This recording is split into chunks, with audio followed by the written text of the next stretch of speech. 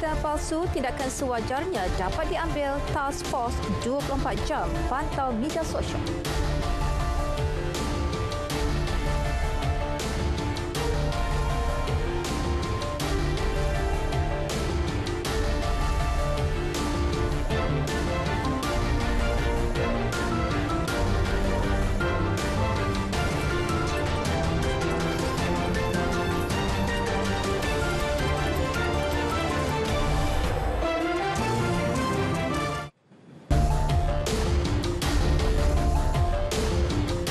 Assalamualaikum dan salam hormat. Anda bersama saya Miza Yusti Muhammad dalam berita tengah malam. Dan berita malam ini kita mulakan dengan skuad hoki lelaki negara melakar sejarah dalam kejohanan Piala Sultan Azlan Shah apabila menjulang gelaran juara buat kali pertama dengan menewaskan Korea Selatan 3-2 di Stadium Hoki Sultan Azlan Shah malam ini.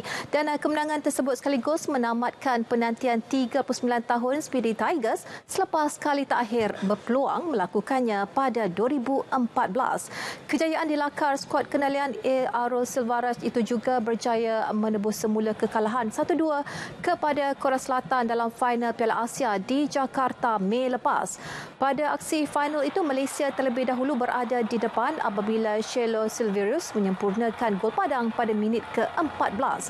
Namun Korea Selatan berjaya mengikat kedudukan satu sama menerusi Jan Jong-yun seminit kemudian.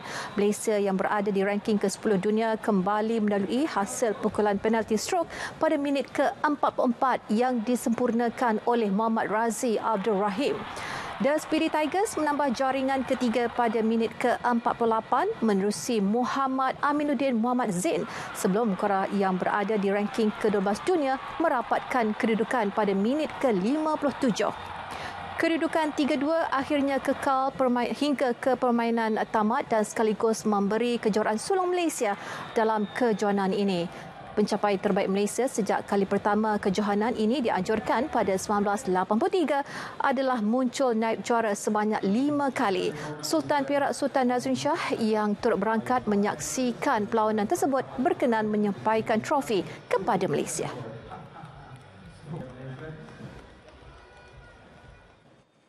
Bayaran Bantuan Keluarga Malaysia BKM Fasa 4 dipercepat dengan mula dikreditkan Selasa depan dan fasa terakhir pemberian bagi tahun 2022 itu sepatutnya diagihkan pada Disember ini. Perdana Menteri Datuk Seri Ismail Sabri Yaakob berkata bayaran BKM disegera sebagai persediaan menghadapi monsun Timur Laut. Keputusan mempercepatkan pembayaran BKM Fasa 4 daripada bulan Disember kita percepatkan kepada bulan November kerana bagi persediaan untuk menghadapi monsun Timur Laut yang dijangka bermula pada pertengahan bulan November. Jadi kita bagi awal ni sebab kita takut banjir berlaku. Jadi yang pertamanya untuk kegunaan waktu banjir. Dan yang kedua, walaupun dikreditkan dalam akaun masing-masing, kalau banjir tak boleh keluar ke bandar, jadi mereka tak boleh nak menggunakan wang tersebut. Dana RM2.1 bilion akan dikreditkan ke akaun 5.2 juta penerima secara berperingkat dan dijangka selesai 18 November ini. Perdana Menteri ditemui selepas program Ramah Mesra bersama penduduk kampung Batu Bor di Bera Pahang. Selasa depan juga bantuan musim tengkujuh BMT kepada lebih 232,000 pekebun kecil seluruh negara akan diagihkan.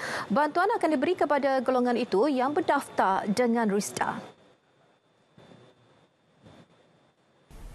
Bayaran dipercepat sebagai persediaan menghadapi monsun Timur Laut. Bantuan musim tengkujuh untuk bulan November akan mula dibayar pada 15 November. Kita bayar cepat ya. Kita takut banjir. Jadi kita bayar cepat. Bulan Disember pun kita akan bayar. Dan untuk tahun depan, bajet tu bajet tahun depan. Pada tahun ini kita dapat RM600 untuk bantuan musim tengkujuh. Beliau berucap pada Majlis Pekebun Kecil Makmur di Padang Kampung Caruk Puting Bera, Pahang. Perdana Menteri turut mengumumkan kerajaan setuju menaikkan kadar pembayaran BMT daripada RM600 kepada RM800 tahun hadapan. Perkhidmatan LRT yang terjejas berkemungkinan boleh kembali beroperasi lebih awal daripada dijadualkan. Petanda positif diperoleh hasil ujian pergerakan ke atas 10 train. Presiden dan Ketua Pegawai Eksekutif Prasarana Muhammad Azharuddin Mak Shah berkata dalam sesi ujian itu didapati hanya sebuah train terpaksa dikawal secara manual. Namun selepas beberapa kali ujian dilakukan, akhirnya ia berjalan lancar. Demi keselamatan penumpang, perkara itu akan disahkan pakar luar negara yang akan menjalankan pemeriksaan.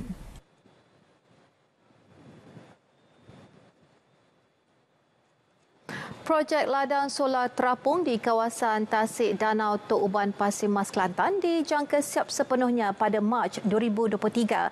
Menteri Tenaga dan Sumber Asli Datuk Seri Taqiyuddin Hassan berkata, setakat ini projek bernilai RM450 juta itu telah mencapai kemajuan lebih 90%. Projek solar berkapasiti 100 megawatt itu akan mampu menjana tenaga hijau lagi bersih dan cukup untuk dibekalkan kepada 40,000 buah rumah di negeri itu. Projek itu juga merupakan usaha antara syarikat Sipak Estuaries Sdn Bhd dan Curve Suria Sdn Bhd serta Kelantan Utilities Mubarakah Holdings Sdn Bhd. Jadi ini saya rasa satu program yang berjaya di pihak kerajaan yang mempunyai banyak matlamat dia. Matlamat yang saya sebutkan tadi untuk mengurangkan pengeluaran karbon dioksida dan juga dia panggil gas rumah kaca dan sebagainya. Ini adalah matlamat kerajaan lah untuk mengurangkan karbon dioksida ni, dan juga dengan tenaga hijau ini ia menyumbang kepada pencapaian ini. Beliau berkata demikian selepas meninjau persiapan akhir pengoperasian solar Danau Tok Uban Pasir Mas.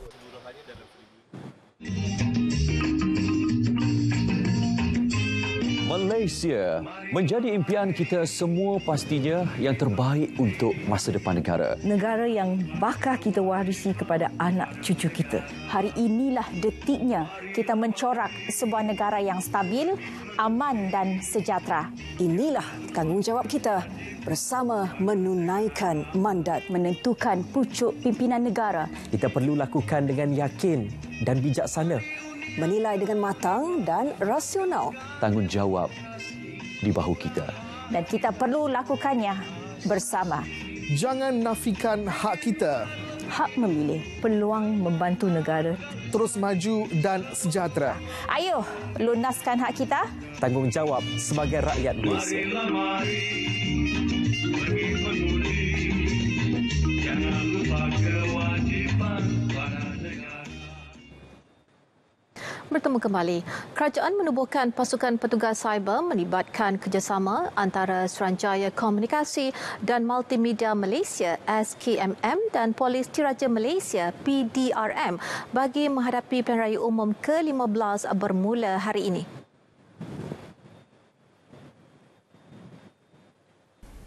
Menteri Komunikasi dan Multimedia Tan Sri Anwar Musa berkata pasukan petugas khas atau task force itu dianggotai oleh 97 pegawai SKMM dan 31 pegawai PDRM.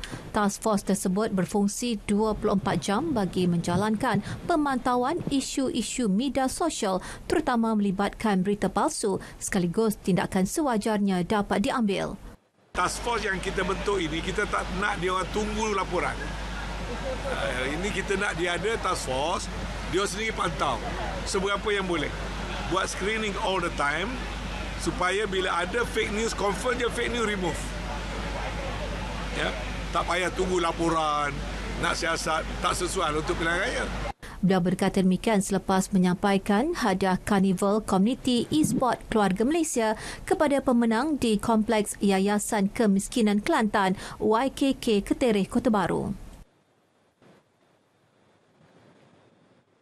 Pengerusi Barisan Nasional BN Datuk Seri Dr. Ahmad Zahid Hamidi sekali lagi mengulangi pendirian mengekalkan Datuk Seri Ismail Sabri Yaakob sebagai Perdana Menteri jika parti itu menang pada PRU yang ke-15 dan menurut beliau tidak perlu timbul spekulasi atau dakwaan bahawa BN tidak mengotakan janji itu.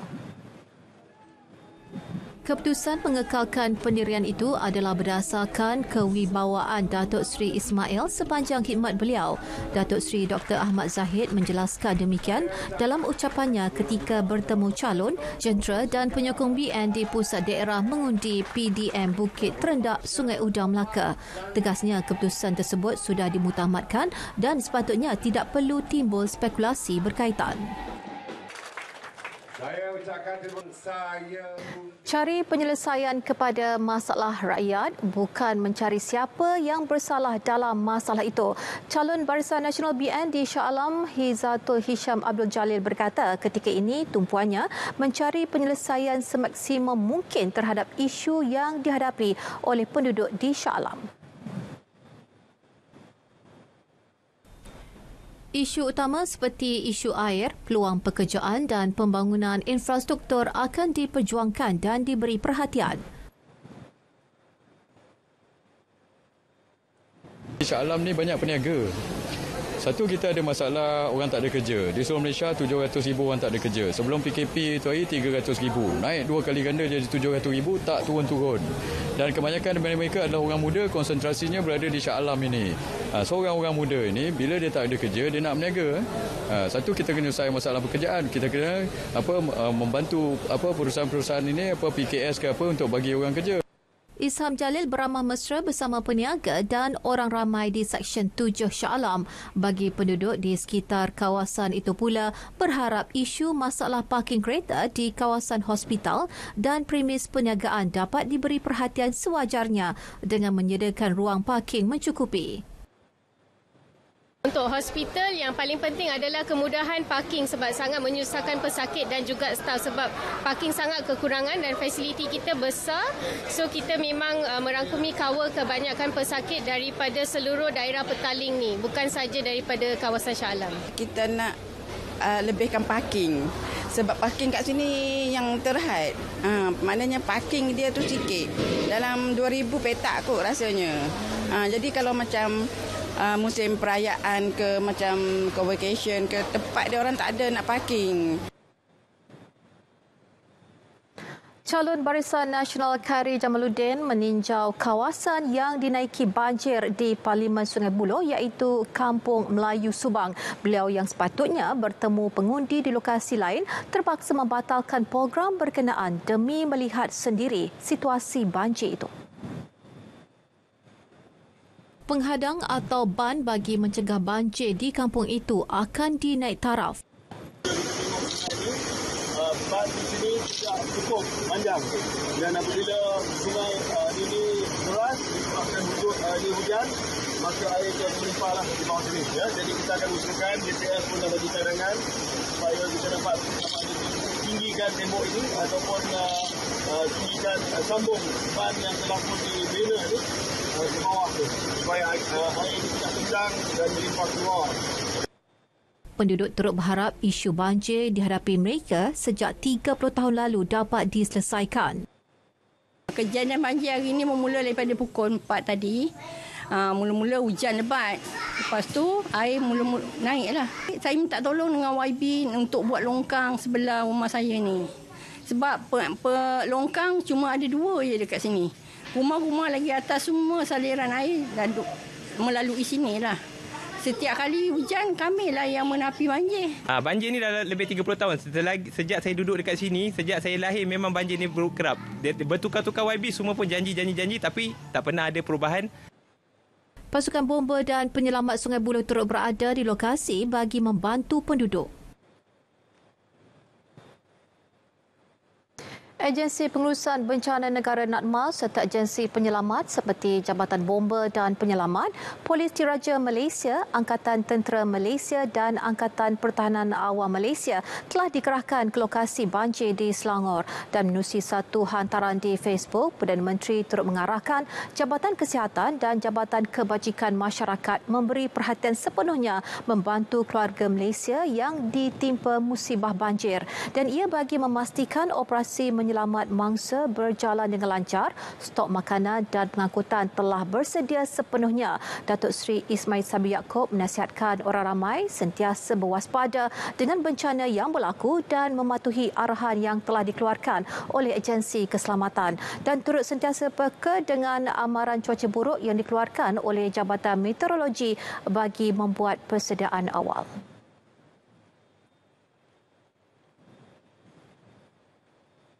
Sementara itu, isu tempat letak kenderaan dan kenderaan jalan yang kurang memuaskan antara yang perlu diberi perhatian oleh bakal pemimpin di Parlimen Wangsa Maju.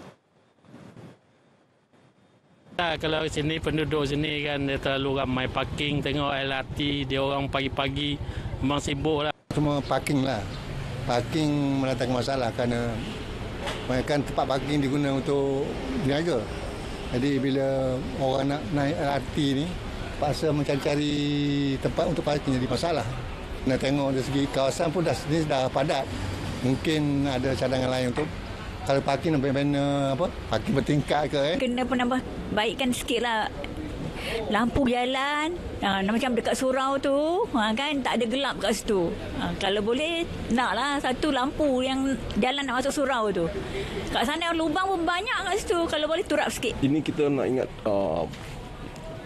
kasih parking lebih sikit lah, kereta parking lebih sikit. Dan sekarang soal bersihan soal okey. Termasuklah keadaan jalan raya macam kata yang tak stabil kan. Kadang-kadang kita macam keadaan jalan raya yang kita tambah baiklah. Ada kadang-kadang tu setengah jalan dah elok pun tapi kadang-kadang berlubang-lubang pula. Jadi demi kebaikan untuk bersama, kita baikilah untuk kebaikan semua. Calon Barisan Nasional BN Wangsa Maju P116 Datuk Seri Dr. Syafiee Abdullah mengakui kepadatan penduduk yang tinggi menyebabkan kawasan parkir terhad. InsyaAllah sebab saya dah bergelumang di kawasan Wangsa Maju ni dah berpuluh tahun. So saya rasa insyaAllah setakat ini dia orang tahu track record kita. Macam mana kita bantu rakyat yang mengadu dekat kita. Tetapi banyak yang umum yang saya boleh beritahu, contohnya sini kita perjuangkan dari segi cat free, dari segi baiki jalan besar, baiki longkang. Beri peluang kepada saya kali ini, kita akan buat kerja untuk rakyat. Itu pun memang niat saya lah, ataupun saya punya iltizam lah untuk membantu rakyat. Ya. Hidupkan kembali Taman Tasik Cempaka sebagai koridor rekreasi penduduk. Isu itu menjadi tumpuan Barisan Nasional selepas disuarakan penduduk Parlimen P102 Bangi. Menurut calon Barisan Nasional P102 Bangi, Datuk Ho Hee Lee, pihaknya berhasrat untuk memberi nafas baharu dengan menambah baik kemudahan dan infrastruktur yang rosak di taman rekreasi tersebut. Kita perlu jaga dengan baik supaya penduduk-penduduk sekarang kita nak bawa dia pergi enjoy the open air. Kalau tak ada, kalau kita pergi tengok kotor, siapa nak pergi? Tempat rekreasi ini orang suka pergi duduk, relax and enjoy. Tapi kalau pergi sana busuk lah, kotor lah, sampah sini, sampah sana, tak selamat lah, then tak ada orang pergi. So semua orang tinggal di mana? Dalam rumah. Anak-anak kita pun kita nak bawa dia jalan-jalan pun kita tak mau. So semua duduk di rumah, apa dia buat? Main komputer. So kita akan update semua ini, kita akan fight lah. Rata-rata penduduk menyuarakan hasrat agar pimpinan kerajaan baru bakal memberi nafas baharu terhadap Taman Tasik Cempaka. Keadaan dia okeylah, cantik, tapi satu lagi, dia punya tandas satu saja. Kita nak pergi tandas jauh sangat tahu. Kalau boleh A ada satu tandas, B ada satu tandas, ada C ada tandas. So senang kita lah, macam kita kalau kita jogging, I nak pergi tandas jauh juga. I benar macam ni. Satu saja. Struktur dia punya tasik terpakai tu untuk rekreasi dalam tu ada jalan yang tak berapa nak elok lah untuk orang jogging apa semua kan.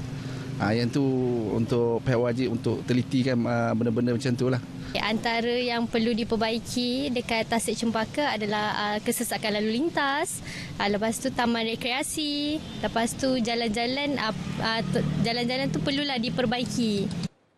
Selain itu, Sungai Chua dan Taman Ceras Jaya juga bakal menjadi tumpuan untuk dinaik taraf sebagai tempat rekreasi dilengkapi tapak jualan yang memberi peluang kepada penduduk untuk berniaga. Warga emas di Parlimen Setiawangsa antara yang bakal diberikan fokus demi memastikan keselesaan dan kesejahteraan masyarakat setempat. Dan ia melalui perancangan menaik taraf di kesemua 7 pusat aktiviti warga emas Paweh sekitar Parlimen Setiawangsa. Warga emas Salimah Osman ketika ditemui berkata, program intergenerasi di bawah Jabatan Kebajikan Masyarakat JKM telah memberi peluang warga berumur 50 hingga 60 tahun mengambil bahagian dalam program anjuran Paweh. Mereka ni ramai jugalah dah nak join sebab kita nak agak harap warga emas je pun tak larat nak angkat kursi, nak angkat meja kan. So intergenerasi kami banyak yang membantu kami semua. Jadi kami rasa macam alhamdulillah lah JKM meluluskan intergenerasi ni. Paweh adalah salah satu tempat bagi warga emas menjalankan aktiviti harian dalam komuniti dengan kerjasama agensi kerajaan serta pertubuhan bukan kerajaan NGO. Dalam pada itu, Wakil Calon Barisan Nasional Dato' Izzuddin Ishak memaklumkan pihaknya sentiasa memastikan warga emas di Parlimen Setiawangsa ini dijaga melalui pelbagai inisiatif tertentu. Pusat kegiatan mereka di mana saya nak kalau boleh saya nak penuhkan dengan hawa dingin kerana ada setengah tempat tu di flat ni masih ada yang guna kipas. Kerana kita kena menyantunilah orang yang warga emas ni kerana mereka perlu tempat yang lebih kondusif dan segar kita ada lebih. Selain itu, beliau turut bercadang untuk menaik taraf kawasan letak kereta di program perumahan rakyat PPR dan program perumahan awam PPA kerana keadaan kawasan yang sempit serta mendatangkan masalah kepada penduduk setempat. Beliau berharap agar jabatan berwajib untuk melapangkan jalan keluar masuk di PPR Kampung Baru Air Panas demi memberikan keselesaan kepada warga penduduk di Parlimen Setiawangsa ini. Sementara itu, calon BN bagi kerusi Parlimen P052 Bayan Baru Turun Padang menyantuni masyarakat agar dapat mengetahui bentuk kebajikan yang sewajarnya untuk penduduk setempat. Kita jumpa dengan penduduk setempat, kita cubalah menyantuni seberapa banyak yang kita dapat, tapi memang cabaran besar sebab pengundi di sini 120,000. Memang tak dapat jumpa semua lah, tapi kita cubalah boleh jumpa seberapa banyak boleh. Beliau mengakui terpaksa menggalas tanggungjawab besar bagi pembangunan Bayan Baru seiring dengan perkembangan semasa.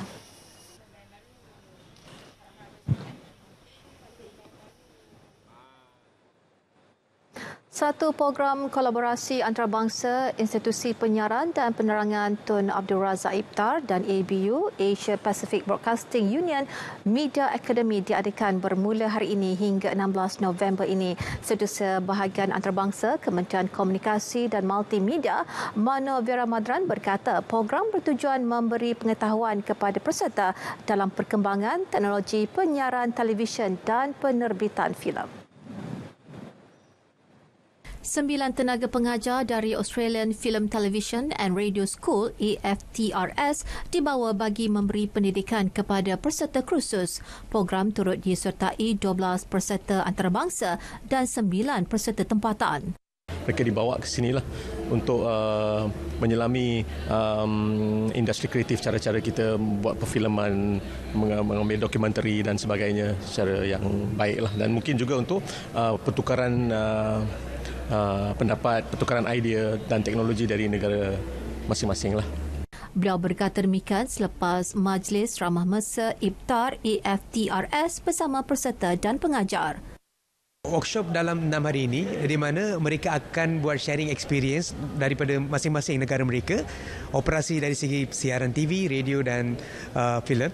Lepas tu kita akan membuat satu training untuk mereka come out dengan satu filem ataupun dokumentari ataupun travel log, merupakan satu latihan amali yang mereka perlu terbitkan.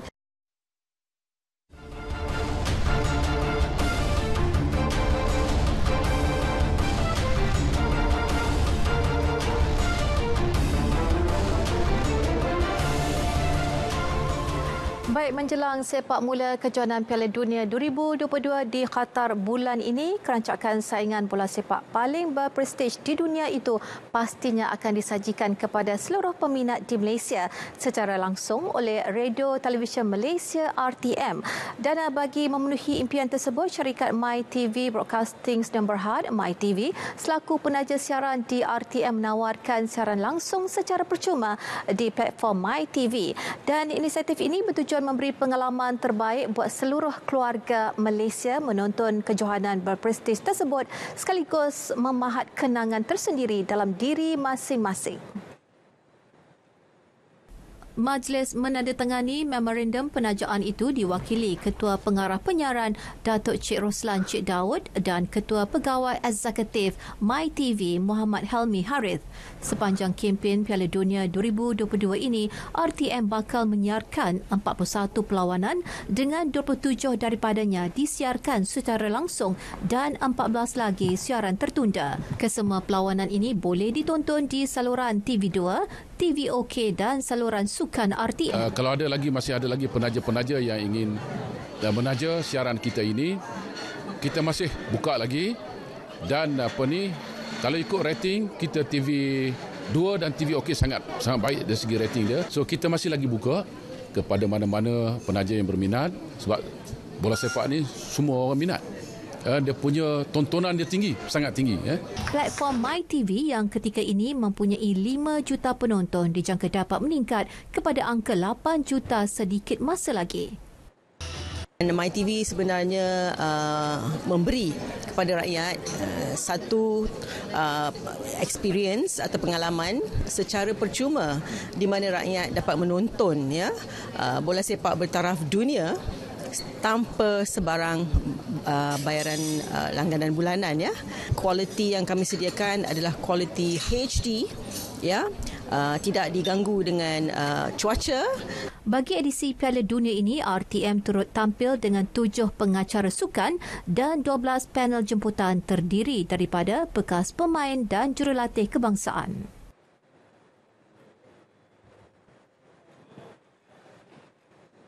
Baik, berita tengah malam berakhir di sini. Dapatkan perkembangan sahih sepanjang masa melalui portal berita rtm.gov.my #mypru15. Dengan itu, Assalamualaikum dan selamat malam.